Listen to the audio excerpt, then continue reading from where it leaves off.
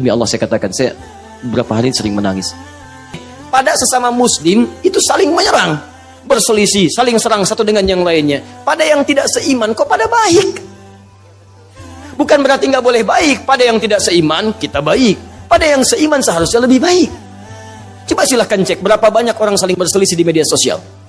Saling hina itu, saling celah ini, saling celah itu. Demi Allah saya katakan, saat Anda sedang mencela saudara Anda sedang keluar dari umatnya Muhammad SAW. Sedang keluar. Karena kalimatnya menggunakan ma'iyah. Ma'ahu, nih ma'ahu tuh. Ma'iyah ini artinya kebersamaan, ma'iyah, ikut. Jadi kalau Anda melanggar ketentuan ini, Anda keluar dari rombongan ini. Keluar. Anda sedang berbaris, Anda keluar relnya. Kereta api kan ada relnya tuh. Keluar dari rel, berarti Anda keluar kan dari jalurnya. Anda keluar dan bisa bahaya. Kereta keluar dari jalur itu bisa bahaya.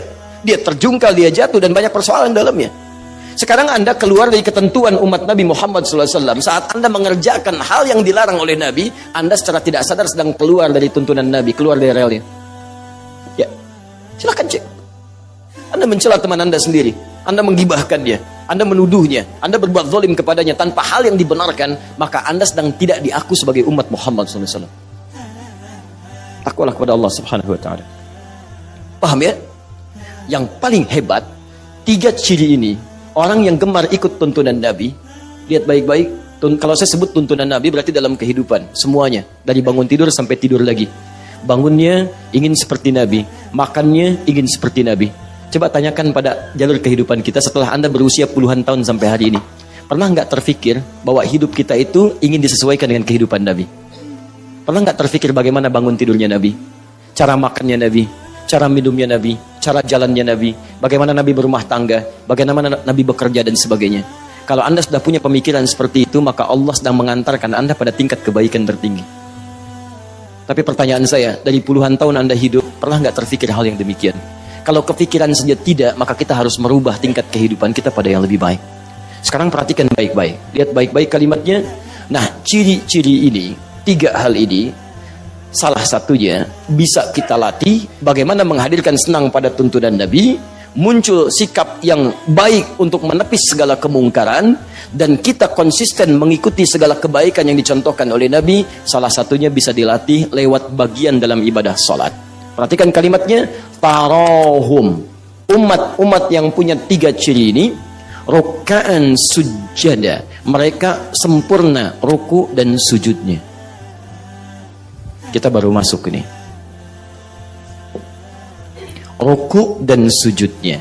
Jadi kalau dalam sholat kita, sholatnya benar, rukunya benar, sujudnya benar, di antara dampak yang dihasilkan dari benarnya ruku dan sujud ini adalah 3 sifat ini.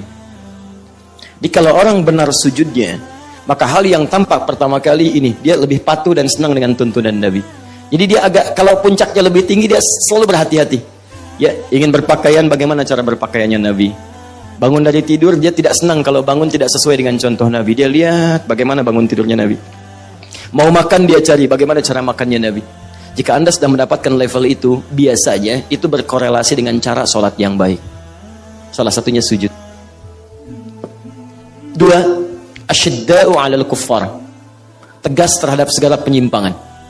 Intinya bisa menjaga diri dari ujung kepala sampai ujung kaki. Maksiat dia jauhi, yang tidak baik dia jauhi. Ini benar sujudnya. Karena itu ketika orang sholatnya benar, kalimat Quran pertama yang disebutkan, terbebas dia dari 2 sumber keburukan. Quran surah 29 ayat ke-45. Innas salata tanha 'anil fahsya wal munkar. Ini tegas pada yang menyimpang. Fahsya, munkar. Mata tidak melihat yang fahsya, telinga tidak mendengar yang mungkar, kaki sampai ke ujung tangan menghindari keduanya. Ini. Jadi kalau sampai hari ini antum sholat, tapi mohon maaf, fahsya masih dikerjakan, mungkar masih dilakukan, ada yang salah dalam sholatnya, khususnya sujudnya. Terakhir ini, orang yang sujudnya benar, sujudnya baik, pasti punya sifat ruhama bainahum.